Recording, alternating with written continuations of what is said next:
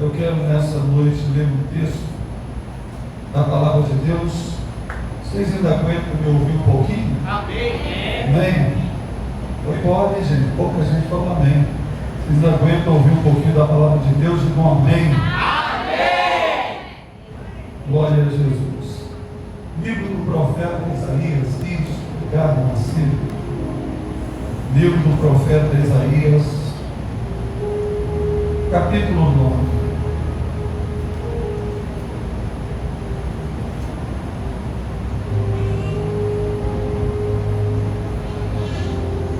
Isaías capítulo 9, versículo de número 6 da nossa meditação. São 17 das 9. Vou tentar concluir a mensagem com 17 minutos. Para não atrapalhar vocês que ainda vão ao restaurante, algum lugar de produção essa noite. Tenho certeza que o Anderson correria. Ainda não pagou um jantar para Cifra até hoje. Aproveitou a casa da sogra ontem, que eu vi o carro lá na porta. Mas hoje ele vai enfiar a mão no bolso. Em nome de Jesus. Isaías capítulo 6, 9, versículo 6. Porque um menino nos nasceu, um filho se nos deu. O principado está sobre os seus ombros. Seu nome será maravilhoso, conselheiro, Deus forte, Pai da eternidade e príncipe da paz. Quem pode dar um amém? Amém. Tome o seu assento, por gentileza, rapidinho. Eu quero compartilhar uma palavra com o coração de vocês. Queridos, o profeta Isaías, um homem lúcido, cheio de Deus, cheio do Espírito Santo, um dos profetas mais cultos do Antigo Testamento, família nobre. O hebraico que Isaías usa no original do seu livro profético é um hebraico mais sofisticado, um hebraico mais polido, devido à cultura que esse profeta tinha na hora de se expressar. Isaías tinha parentesco com reis, pessoas do alto escalão, pessoas de alto nível social. E é o profeta que mais foi usado para falar sobre o ministério terreno de Jesus. Tanto que a igreja aqui, graças a Deus por isso, Oséias, são igreja que frequenta a escola dominical, sabe que Isaías é considerado o evangelho do Antigo Testamento, devido à profundidade profética que Isaías traz sobre o ministério terreno de Jesus. E o versículo que eu li para vocês é uma profecia direta sobre o nascimento de Cristo, sobre a introdução de Jesus no seu ministério terreno. O contexto dessa profecia, infelizmente, é em tempos sombrios.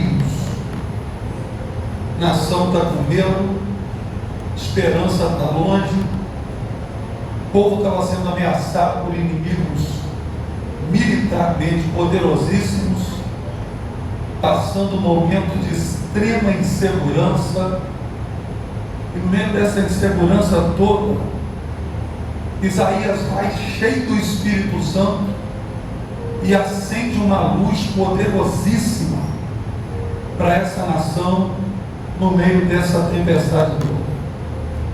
E com a voz profética poderosa, Isaías diz o seguinte: um menino nos nasceu. O engraçado é como que um menino pode ser uma luz tão poderosa assim. Como uma criança pode entrar no meio de uma história da humanidade e mudar todo o contexto, como Isaías prega aqui. Isaías diz: o menino nasceu e o filho se nos deu.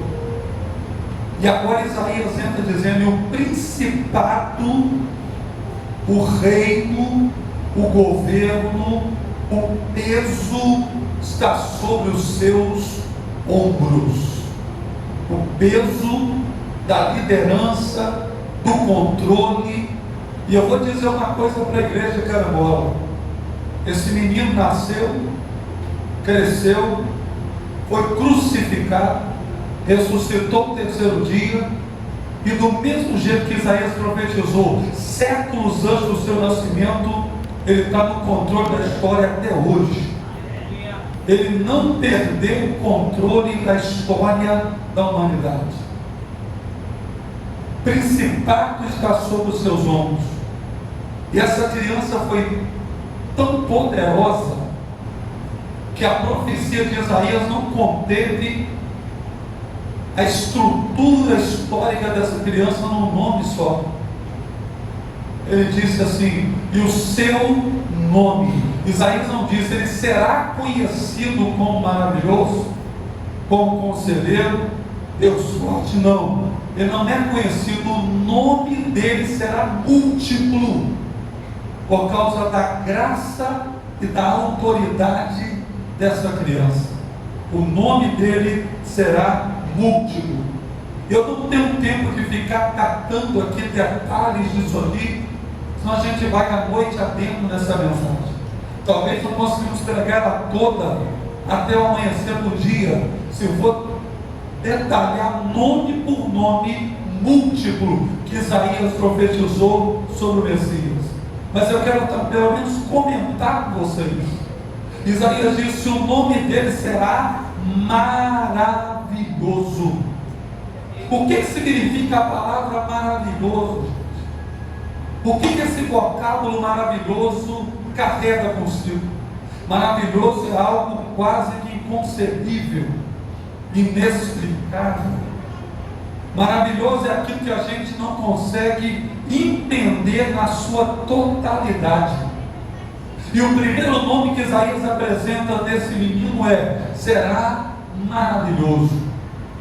E eu vou dizer uma coisa para os irmãos: tudo nesse menino é maravilhoso, gente. A Bíblia que foi escrita em torno do nome dele é maravilhosa. As profecias em torno dele é tudo maravilhoso. O nascimento dele foi espetacular. Explica o nascimento dele. O nascimento sem relação sexual, o nascimento sem conjunção carnal, o nascimento sem a participação masculina, simplesmente pelo poder do Espírito Santo em cima de uma virgem. E ela engravidou, ficou gestante, e essa mulher, irmãos, privilegiada, foi escolhida por Deus para ser a mãe do Filho de Deus, o Salvador da humanidade. Sua infância maravilhosa, sumiu até os 12 anos. Com 12 anos ele manifesta pela primeira vez a sua autoridade divina e aparece lá em Jerusalém no meio dos doutores. O ministério dele, 3 anos só, Zéias. 3 anos de ministério. Não existe humano nenhum que se compara ao ministério de Cristo resumido em 3 anos. Fez coisas extraordinárias. A morte dele, maravilhosa. No meio de 2 ladrões, uma coroa de espinho na cabeça, uma lança do lado, um sofrimento humano fora do normal. Mas depois de 3 dias, uma ressurreição maravilhosa. Aleluia! E vou dizer para os irmãos, até hoje ele é maravilhoso. Quem aqui nunca sentiu a presença maravilhosa dele num culto, depois de mais de 2000 anos que ele existiu como homem aqui na terra? Ele continua sendo maravilhoso. Fez milagres extraordinários que a gente fica estupefato, espantado com aquilo que ele fez. Eu vou citar um para os irmãos aqui que me deixa impressionado, Silvio. João capítulo 6. Jesus encontra um cego de nascença, gera um debate teológico em torno do cego, os discípulos tentando encontrar motivo porque o rapaz nasceu cego. Eu não sei por que tem gente que gosta de encontrar motivo para o sofrimento dos outros. Gente, é incrível como a gente vê uma pessoa sofrendo e diz: alguma coisa ele fez, está pagando alguma coisa.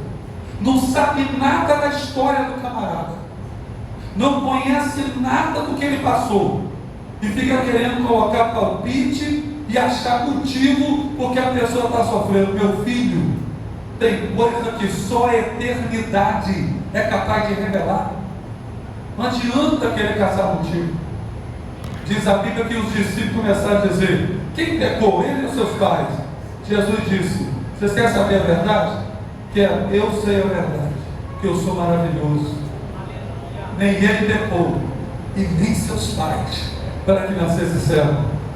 Fica tranquilo, você que está terminando um ano sofrendo, cheio de tribulação na cabeça, o Deus que você serve ainda é maravilhoso e tem poder de abençoar a tua vida, e não precisa da opinião de ninguém para saber a verdade do que você está vivendo e do que você está passando. Nem ele pecou e nem seus pais. Diz a Bíblia que Jesus chegou, cuspiu no chão e fez uma bolota de barro. Pastor, o senhor acabou de falar que o homem é maravilhoso, e agora o homem está mexendo um cuspe de barro. Ainda que você não entenda o que ele está passando, o que ele está fazendo, ele é maravilhoso. É isso. O que ele está fazendo na sua casa esse final de ano? Pastor, com uma luta tremenda. Creia que o Deus maravilhoso está trabalhando no meio disso aí, rapaz. No meio dessa situação. O Deus maravilhoso trabalhando com uma bolota de barro. Diz a Bíblia que ele fez aquela bolota de barro e passou no olho do céu. Aí eu fico pensando: o que tem de especial nisso? Eu vou te explicar. Segundo o que nós entendemos, esse homem não era apenas cego. Ele não tinha em mãos o olho em si. Ele não tinha essa córnea da vista. Jesus, ao colocar aquele barro no olho dele, Jesus não estava só curando, ele estava fazendo a córnea dele da mão no barro, porque Deus é maravilhoso, gente. Ele não depende de circunstância humana. Depois ele chama o cego e diz: faz o seguinte, vai lá e lava o rosto. Aonde? Tanque de Siloé. E diz a Bíblia que quando ele lavou, aquela bolota de barro fez a córnea dele voltar, e ele voltou enxergando, porque Jesus é maravilhoso. Quem pode levantar a mão acima da cabeça e adorar a Deus, porque Ele faz coisas extraordinárias, Ele faz coisas maravilhosas. Irmã, levante a sua mão assim para receber esta noite. O Senhor do céu vai fazer coisas maravilhosas na sua casa e na sua vida. Quem pode fechar a mão e adorar a Ele essa noite, tomando posse dessa palavra? Vamos acelerar um pouquinho. Falou também que Ele é conselheiro. Pastor, o que tem de especial em pessoa da conselho? Tem gente, Flávia, que até diz assim: se conselho fosse bom, ninguém dava, vendia. E eu te dizer uma coisa, que os conselhos que Ele traz para você são fundamentados em cima de conhecimentos plenos.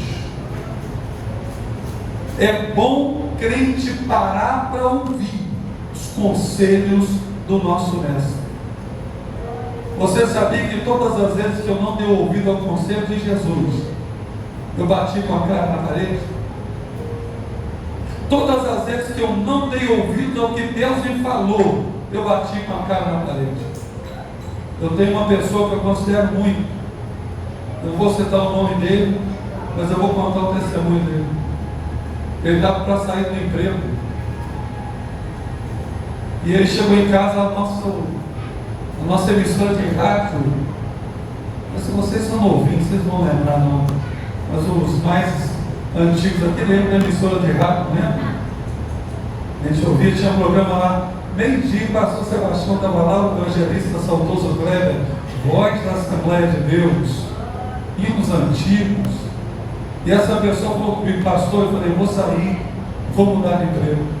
Quando ele chegou em casa, ele ouviu o rádio, abriu o rádio, tinha alguém pregando e disse, não vai, porque Deus não está nesse negócio. E eu perguntei para ele, você ouviu? Ele ouviu, mas eu não obedeci. Eu fui, deu tudo errado. Irmão, aprenda a ouvir os conselhos de Deus. Olha para cá, Ele sabe qual é o caminho melhor. Oh Jesus, Ele sabe qual é a porta melhor. Vou entregar uma palavra profética. Ele sabe o momento melhor. Ele sabe a hora exata de fazer. A gente é meio ansioso, meio acelerado. Jesus trabalha com contas exatas. Jesus não trabalha com probabilidades e nem proximidades. Jesus trabalha com coisa exata. Aprenda a ouvir os conselhos que Deus tem para a sua vida. Mas além de conselheiro, Ele também é Deus forte. Isaías diz que Ele é Deus forte.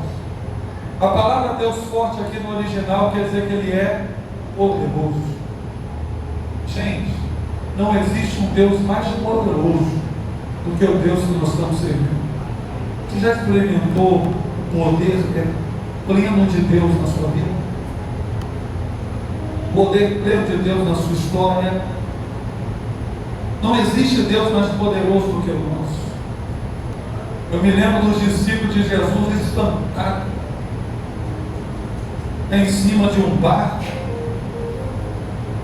O pastor Amós até pregou aqui que ele estava dormindo na polpa do barco. E eles tentando segurar o barco no meio da tempestade. Não conseguia, não dava certo. Até que Pedro, na sua ansiedade, vai e grita com Jesus, diz, mestre, não se te dá que pereçamos. Diz a Bíblia que Jesus se levanta e dá uma voz de comando. Gente, a minha voz de comando às vezes não vale nem com a minha família. No dia que a minha voz de comando não está valendo nada, mas a voz de comando dele vale. Falou com coisas que só ouve a voz dele. Olha para mim aqui, irmão. Você sabia que tem coisas na sua vida que só acontece quando Deus fala? Quando Ele fala? Tem coisa na sua casa que só vai chegar no lugar quando Ele falar alguma coisa. Quando Ele proferir a voz de comando. E a voz de comando foi: acalma-te, vento, aquieta-te, mar. E diz a Bíblia que na mesma hora houve bonança. Gente, uma tempestade não para da hora para outra. Eu nunca vi uma tempestade parar de um minuto para o outro. Mas quando Ele fala, muda tudo. Eu vou liberar uma palavra para vocês essa noite. Sabe essa ventania que você está enfrentando? Pode até estar meio forte, mas quando a voz de comando sair da boca dele, vai parar tudo na mesma hora. Vai acalmar tudo dentro da sua casa, vai acalmar tudo dentro do seu coração. As coisas vão chegar no lugar no mesmo instante. E a coisa foi tão séria que os discípulos de Deus disseram: que homem é este que até o vento e o mar lhe obedecem? E depois tem mais dois nomes de Jesus aqui em Isaías capítulo 9. Ele é o Pai da eternidade. Você quer saber definir isso aqui? Eternidade é outro conceito de tempo. O tempo que a gente vive nele chama-se Cronos, irmãos. É um tempo dividido em dias, semanas, meses, séculos, anos. A eternidade não tem contagem de tempo. E diz a Bíblia que Ele é o Pai. Por que Ele é o Pai? Porque Ele vem antes da eternidade. Ele vem primeiro do que a eternidade. E por que Ele é o Pai da eternidade? Renan, a pessoa que mais te ama vai cuidar de você até o dia da sua morte. Mas quando você passar para a eternidade, mesmo te amando muito, a pessoa que te ama demais não aguenta ficar com o seu corpo em decomposição dentro da sua casa mais do que 24 horas. Pastor José Gonçalves chegou a dizer, Giovanni, que o olho caramelizado lindo vai se desfazer. Esse cabelo que você gasta tanto com ele, com chapinha, com escova, com esses cremes caros, isso vai se desfazer tudo. Esse rosto lindo que conquistou sua esposa, na passagem da eternidade, esse corpo se desfaz, acaba tudo. Ninguém aguenta ficar mais do que 24 horas com a pessoa depois que morre. Mas Jesus, Ele cuida de você antes de nascer, Ele cuida de você na gestação da sua mãe, Ele cuida de você no parto, Ele cuida de você na infância, na juventude, na velhice, e quando você morre, o máximo que a família faz, o enterro digno. Mas Jesus vai além do túmulo, porque Ele é o Pai da eternidade. Ninguém entra com você na eternidade, mas o Cristo que eu estou pregando entra de mão dadas com você do outro lado da vida, do outro lado da história. É uma coisa tão séria, irmãos, que eu não posso continuar pregando sem convidar vocês a tirar pelo menos alguns segundos de adoração ao nome do Senhor, ao nome daquele que vai chegar com você do outro lado da vida. O diácono Sebastião Leandro, ele canta um hino que diz: quando eu atravessar o Jordão. Sebastião Leandro, pode não aparecer ninguém no Jordão final da tua vida, que ele vai estar lá. Oh Jesus, Ele vai aparecer lá. Então eu vou dizer uma coisa para vocês: vale a pena adorar a Ele até o final dos tempos, até o último suspiro de vida, porque quando não aparecer ninguém, Senhor Jesus ainda vai estar lá, porque Ele é o Pai da eternidade. E eu encerro aqui a minha palavra nessa noite.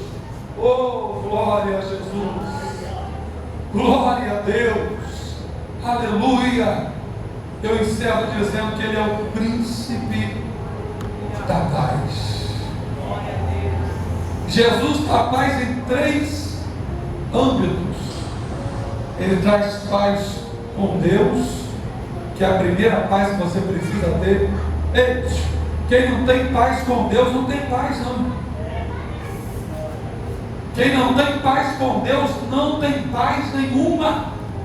Eu já vi pessoas riquíssimas penduradas em arranha-céu querendo suicidar.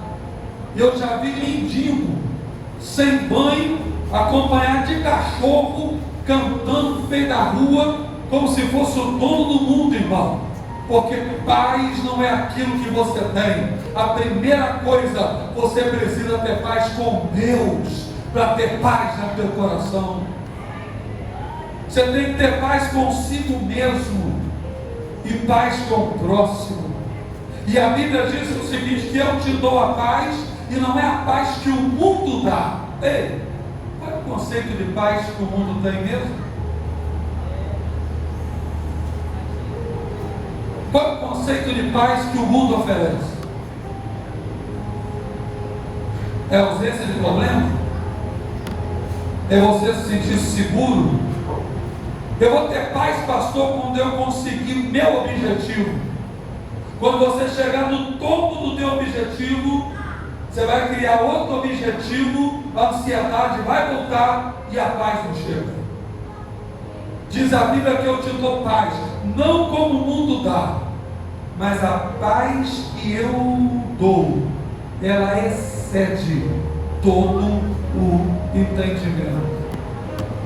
Gente, essa paz que Deus oferece, ela não consegue ser explicada pelo mundo acadêmico.